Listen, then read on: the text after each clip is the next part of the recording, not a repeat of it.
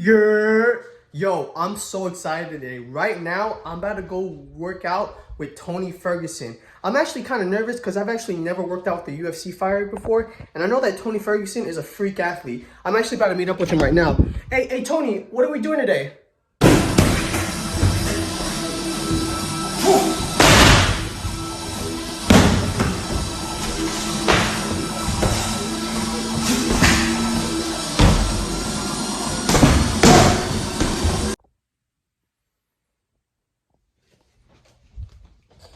All right, so I think it's a rest day for me today.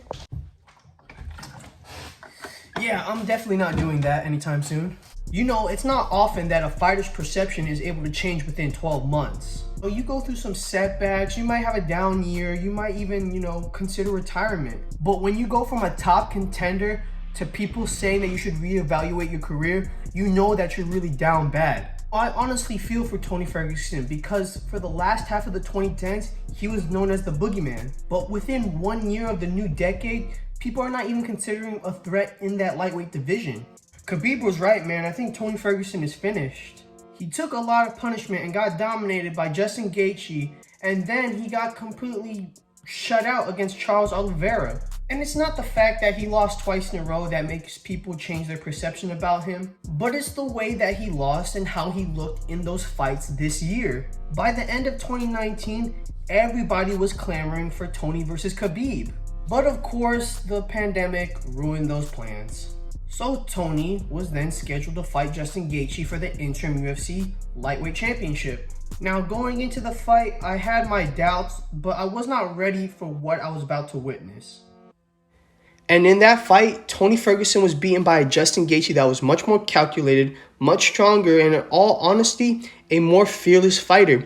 Justin Gaethje was able to apply pressure, but more importantly, be a counter fighter. He was able to match Tony Ferguson's aggression and use it against him. Justin Gaethje chopped him down with big haymakers and also strong-ass leg kicks.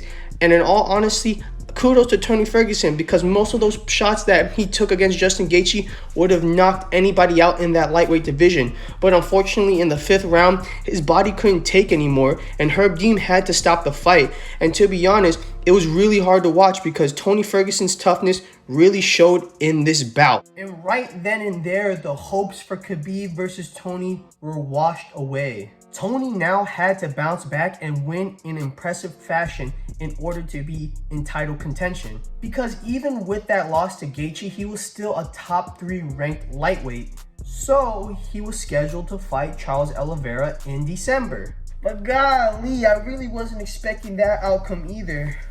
Bro, Charles Oliveira dominated Tony Ferguson. He out-grappled him. He out-wrestled him. He even outstruck him. The scorecards were 30-26 by the end of the fight. Not to mention that he caught Tony Ferguson in one of the nastiest arm bars I've ever seen. This man's arm looked like it broke.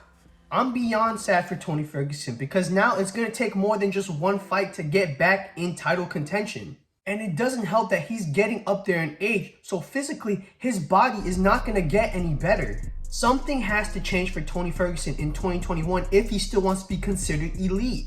You don't want to be like Tyron Woodley being on a 3-fight skid and looking lost in your last 3 bouts. I don't know what is next for Tony Ferguson at this point. Does he take another fight against a fighter in the top 10, or does he take someone in the top 15 to give himself a rest? In my mind, I still think Tony Ferguson is still a good fighter, but the narrative about him right now is a complete 180. There's no doubt in my mind that in 2020, no MMA fighter had a rougher year than Tony Ferguson.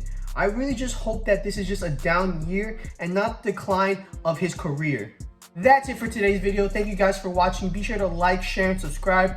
Follow my Instagram down below at The Split Decision. And also, check out my podcast this Sunday, The Split Decision Podcast, where I'll be giving my initial thoughts of the Ryan Garcia and Luke Campbell fight after it happens. It's going to be a good one, so I recommend watching it. Thank you guys for watching. I'm Elias Blanco, and I'm out. Wait a second. I think I might try Tony Ferguson's workout real quick.